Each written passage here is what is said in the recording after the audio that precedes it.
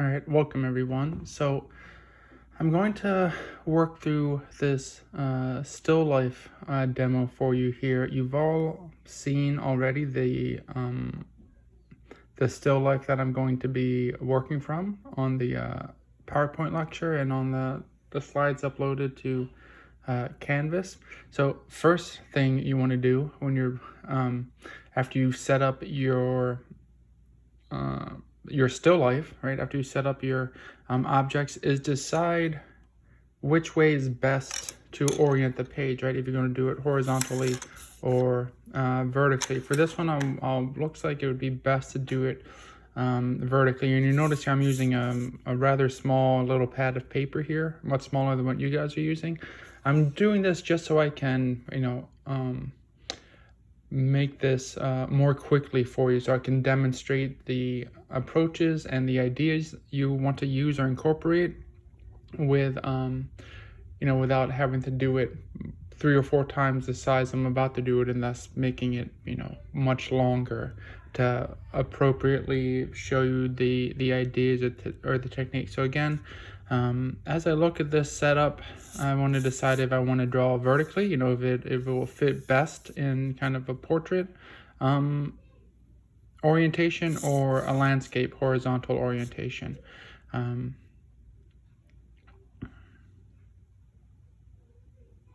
Looking at it, I think I'll go with a vertical one here.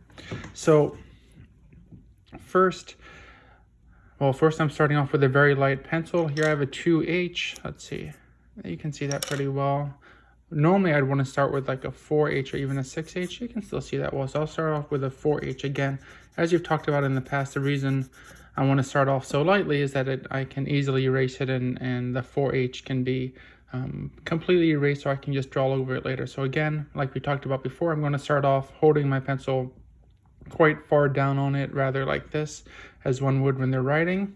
This way I can make longer strokes and I'm drawing, you can't see this off camera, but I'm kind of drawing from my shoulder as your arm, moving my hand and my arm from my shoulder rather than from my fingertips as I would be here.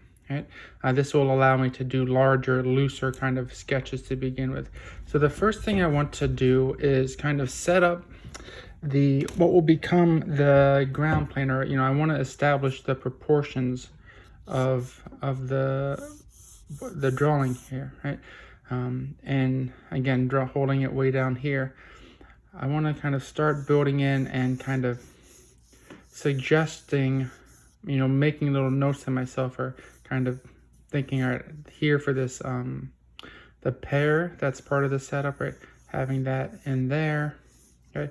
Thinking about where these forms are going to be. So that's pretty light for you there, but you can see how lightly I would be drawing to begin with. So maybe since I'm drawing so lightly, I'll switch here. I'll step up to a 2H and be a little bit darker. So again, thinking about the ground plane there. So I want to kind of establish, so what I'm doing here, and really what I'm thinking about when I'm making these large kind of sweeping strokes here with my pencils, is similar to what we did in your blind contour drawings.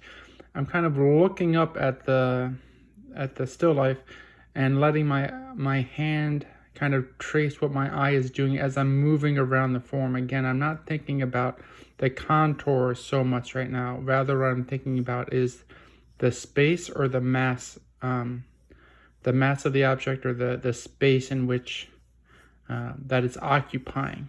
So I want to just start to establish those type of relationships. So now I'm going to look at and compare. Again, you all have seen or can refer back to the still life I'm using, but what I'm looking at when I'm starting to establish where I want that jug or vase to be there, is I'm looking at this point where I've kind of suggested the bottom of the pear is going to be, and then looking at where this is. And so what I'm measuring visually is this distance, right? I'll make little notes on here for you, right? I want that relationship of, if this line was to extend over, right, what is the kind of the difference between where this line is and where this line is. And I'm going to make those type of comparisons as I'm working here throughout the entire throughout the entire piece. So I want to kind of then establish the height. I'm not going to be as concerned right now with the exact form of things. Rather, what I want to do is get those kind of proportional relationships established and set up. So again, I'm going to be quite sketchy, and even here I'm using a 2/8 pencil, which is a little bit darker than I would typically, just so you can see it on the camera there. But so now as I'm starting to do this, again, I'm not going to get super into the exact contours yet, because what I want to do first is, just like I established this, I also want to then, for this vase here, right, I want to establish the overall height of it there, as opposed to the width of it at various points, and then also the overall height of it compared to the whole scene. Right, so as I'm kind of sketching here, and that's why, again, you should be very sketchy and loose at the beginning, right? A lot of you, and it's typical for students, when you're first approaching this, you know, your kind of habit or instinct would be to kind of start here at some point on it, right? And just kind of, you know, try to be very meticulous in kind of following that contour there, and kind of, you know, draw the object in one pass, right? And do this type of thing, almost like the object is appearing, you know, like lava going down the page. But that's a mistake. You don't want to do that, because there is basically no chance that you're going to just start at one point and just make a contour drawing and it's going to be correct. So instead, you want to work loosely and kind of sketch things out like you would with a paper or anything else like that, where you start off with a loose outline of things. That's what I'm doing here, where I'm trying to establish. So now that I've taken a guess, or taken a pass, not a guess, but, you know, taken my first attempt here, knowing that there are going to be things that I need to correct. But here, now in one view, you know, I haven't added in these grapes yet, but really quickly I can kind of give them their basic form there. Right, think about where the handle is going to be there. Again, not being too concerned with those type of things. So now that I've done this, I can compare visually, looking at the sheet in one glance here. I can compare what is this relationship from, you know, from here to the top of the pear at that point, right? And compare it to the actual scene I'm looking at. And when I do that, I can see, oh, this is actually quite incorrect, again, if you compare it to my source there. So now I have to decide, is this too tall, or is this too short? Is this too small for the scene here? And I think I actually want to make the pear a bit larger, right? So, but I can only make that kind of measurement and correction because I have all of these points of information here, right? I can judge that relationship. I can judge these relationships, right?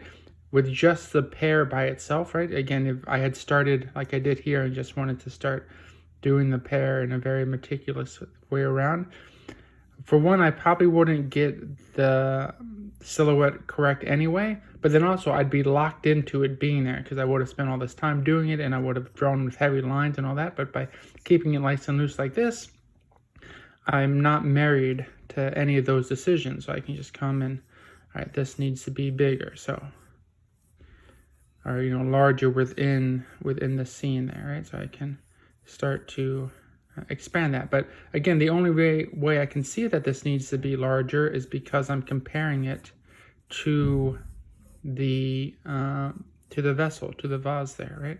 So I can't tell if the pear is too large or too small when that's the only thing on the page. But once I start to get it in a relationship to other objects in the scene, then I can start to see if what's right or what's wrong. So I'll erase some of this underdrawing here so it's not confusing to myself or to you.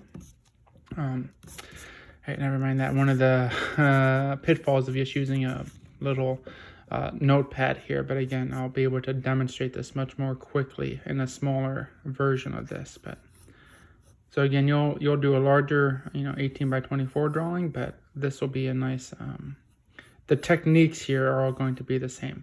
So now here, as I'm establishing or trying to establish this pear here, I also want to kind of think about, the contours and the shapes of it, how it's turning in these ways, right? And thinking a little bit about the forms of it there, just so it's not a,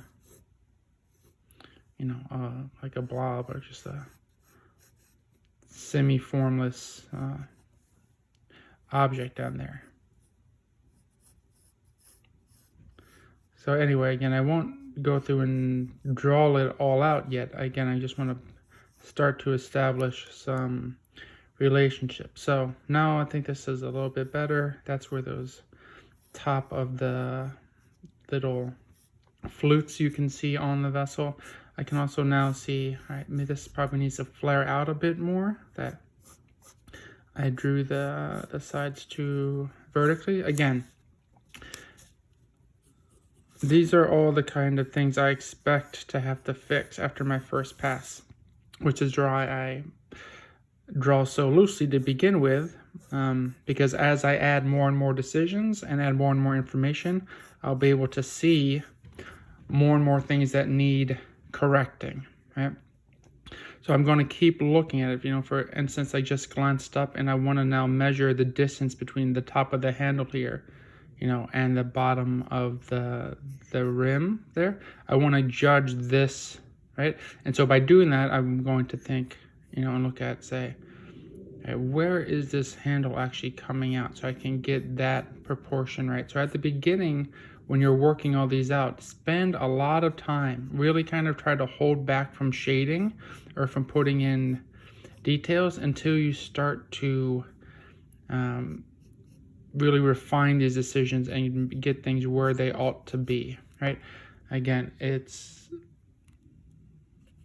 not going to be useful to you or to your drawing if you just start, to pick here and want to start, shading and just kind of have everything expand from this point here. You want to establish all of these relationships. You want to build that foundation so that you can then, when it comes time to do the kind of fun stuff of the shading and, showing off how wonderfully you can draw and how much illusion you can put into it in terms of depth and form and all that type of stuff, it'll be much better to already have kind of established a kind of a proper foundation for where, how the form that the shading is going to fall across, right? Just adding a little bit more here. Again, so I'm starting from large and going to slowly work to smaller and smaller details. But so here, this little bit of grapes that are hanging down, I'm not going to make them individuals, individual grapes yet. I just want to kind of establish where that mass is in there. So then again, I can, if I'm thinking that's going to be the top of that little bunch that's hanging down, now I can compare visually this distance here, right? Is that correct, right? Do these need to come up? Does this need to come down? Again, I want to keep making all of these type of comparisons as I go. So really fight your urge to get too detailed too quickly, or even to start shading or finalizing the contour lines too quickly, because you're going to want to keep working to establish the kind of relationships and the proportion of the objects within the image.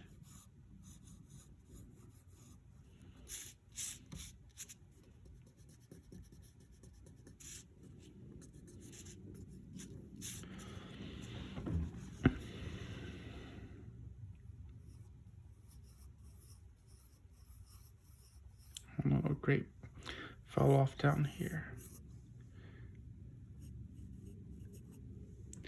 So again, I'm thinking this is going to be where that fluting ends, but I don't need to draw all those little lines yet. That's not important. I want to work on the larger forms to begin with, right?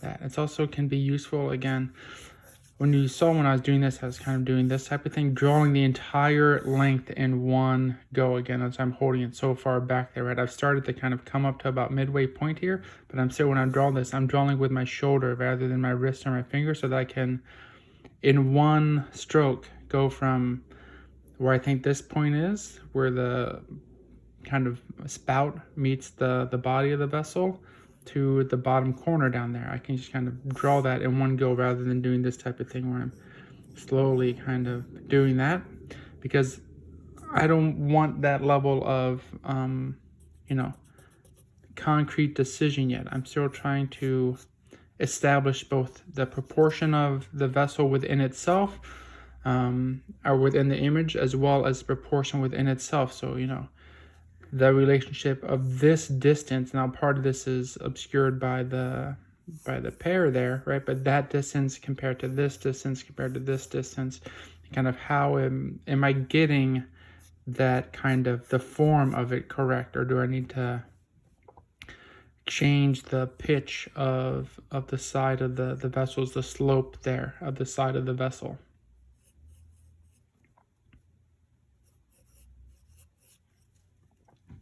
So again, with all of these kind of construction lines I'm building up, again, another great reason to start off with a very light pencil here. Even the 2H erases really well, that I'm drawing all these little notes for you to kind of illustrate what I'm looking at or what I'm thinking about, but still they can be erased nicely, and they won't be there in the end. So here I'm just going to take a moment to kind of look, and I'm just glancing up and down from the page back to the still life, up and down, and kind of judging things, just kind of double checking. So here, as I'm doing that, I'm thinking maybe this is rising, it's curving too much, that is actually has a flatter. Right, so you just want to make that little adjustment, right? And so I'm going to keep looking around. Perhaps this here, where the, I don't know, the neck of the pear should actually be a little bit further down here.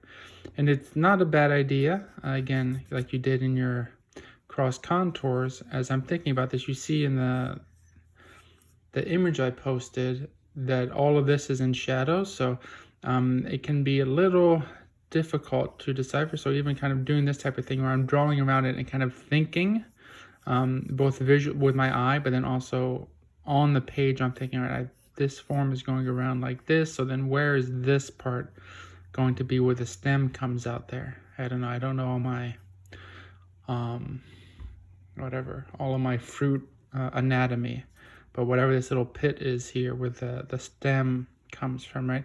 So then when I'm looking at this, right, again, I want to make sure that this distance, you know, from there to wherever this is correct, again, within the confines of this relationship, right? You know, I can't just judge if this the neck, the little part where it's coming out there, this whole thing is correct in a vacuum. Again, I have to compare it to the whole thing that I'm seeing, right?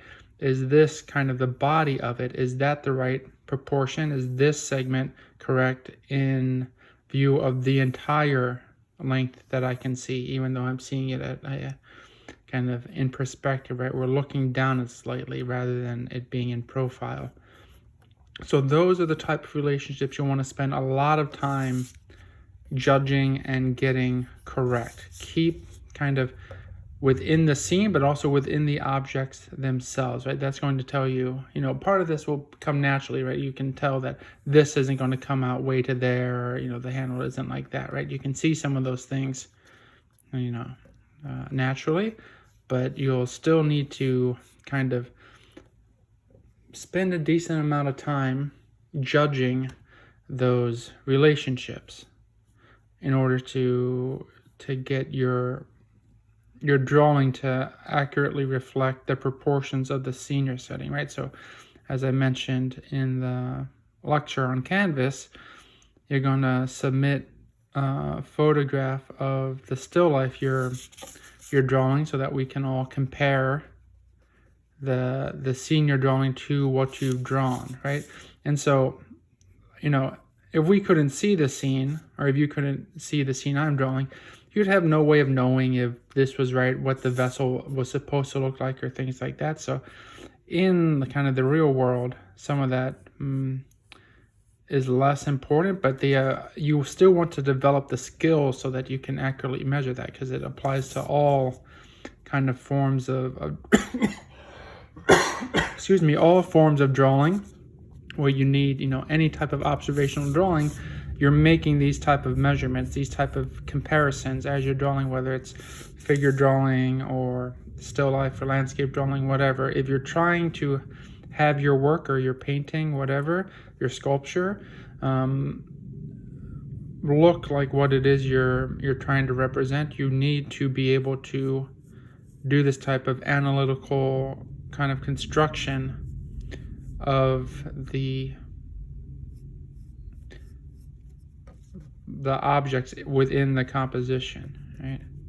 This is the same principle. We'll get to that. We'll do some anatomical stuff or some figure drawing stuff in the weeks to come, but it's the same principle we're going to use there, where, how do you know if an arm is too big? Well, it's too big if, when you look at it compared to the whole body, if it's too large or too small or just right. And you can only judge if something is too large or too small based on the context with which it is, interacting, right? So being able to judge those type of relationships is it's a key thing to drawing or any kind of representational artwork where you want to,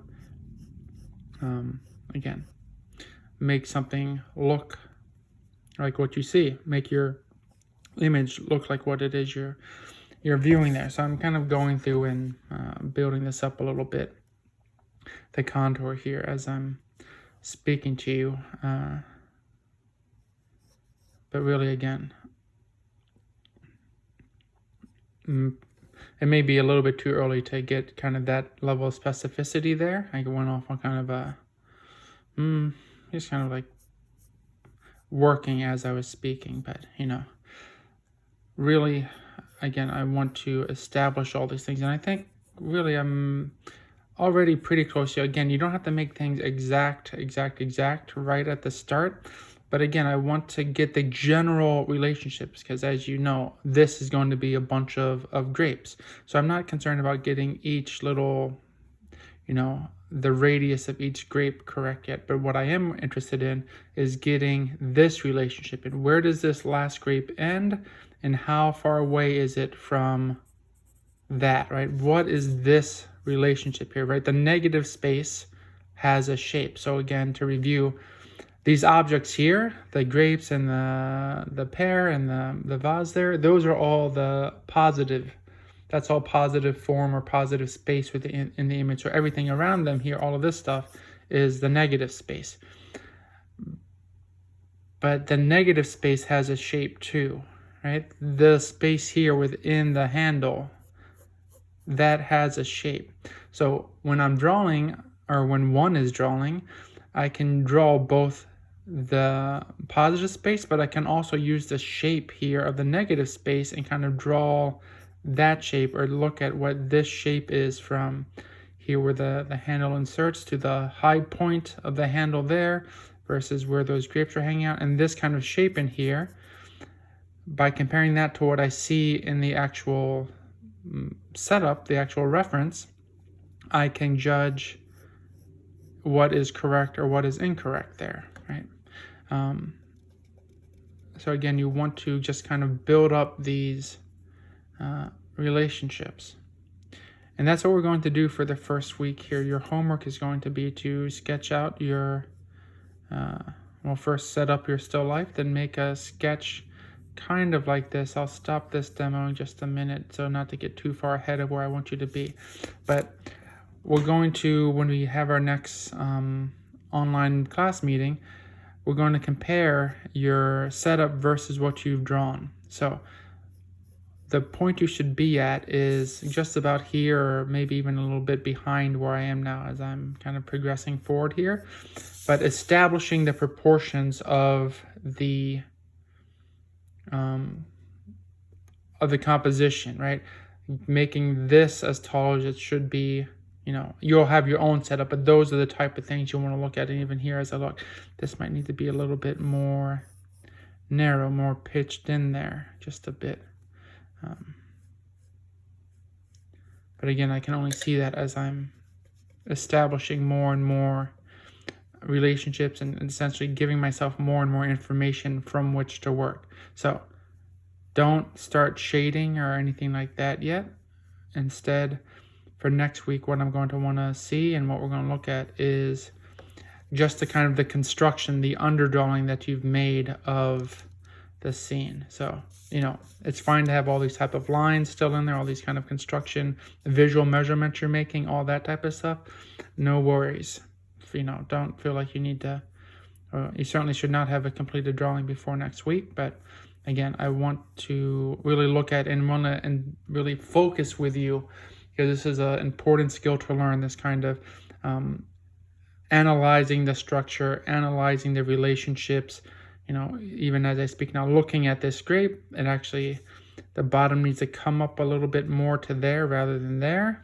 And I actually want to make it a bit larger than it actually is now, and a little bit more kind of rounded. It's pretty close to a sphere there, rather than more of an oblong shape. All right, so establish all of those type of relationships. Just get it correct in that way, or as correct as you can. Again, as you're working, just keep looking for those type of relationships. Again, the type of things you would look for if you were drawing this one. The distance between there and there, is that correct, right? Have I placed the pair in the right location? I could have this exact same pair, and I'm not saying that it's perfectly correct now, but even if I had flawlessly drawn the contour of it here, but it was shifted too far this way or shifted too far that way, well, that is not good, because, the pair doesn't come to here, right? And the pair, overlaps from my point, from what we're seeing here, overlaps the vessel. So this part of the pair should not be over here, right? I need to get this relationship correct, just like I need to get, from there to there correct, right? And as well from there again down here to the edge of the surface that they're setting on, right? If I can draw back in the edge of the table, this relationship, how far back from the edge is the pair sitting? All those type of things. Keep kind of looking and analyzing and really asking yourself, what looks wrong here? This, if I'm saying that this is the edge of the spout versus the body, this grape is actually going to need to come down or hang down a bit lower. Now, this is maybe a little bit minute for this point, but again, those are the type of things you're going to want to establish before we start shading or doing anything like that. You want to kind of get your drawing, everything in the right place before you start shading. Now, here I've been doing a lot of kind of drawing around the contours, and it seems like I'm doing dark marks, but really these are still quite light and still even darker than I normally would. So, but I want you to be able to see what I'm doing here. But again, keep it loose, keep it, light and sketchy, so that when it comes time to actually put in the shading, you don't have this super dark line you've made here when you want to have it be the highlight, because the light source is coming from this direction, right? Coming from up here. So for those type of things, then as I start to refine those things, I can then start to address these smaller relationships, like this grape in here. That's, how much of this part can I see sticking out from behind this part where, the stem's going there, right? So again, I'm starting with the largest parts, and then as I start to feel happy with those proportions, with those relationships, then I can start to kind of go one step down and do the kind of, medium-sized relationships and so on and so forth until I'm, again, work large to small, because you can imagine if I just started with this bunch of grapes, this type of relationship, this grape compared to this grape, that doesn't matter in relationship to the bunch of grapes in relationship to the top of the vessel here, right? Which matters less than the relationship of the height of the vessel to the width of the vessel. So each kind of round I take, going back and adding in more details, I'm working again from large to small, trying to go from the biggest proportional relationships and the biggest objects. And then once I establish that, then I can look at, okay, the grapes, here's the massive grapes, right? Here I can refine that, and then I can do the individual parts of the grape, or I can establish the form of the vessel here, and then I can worry about the handle, right?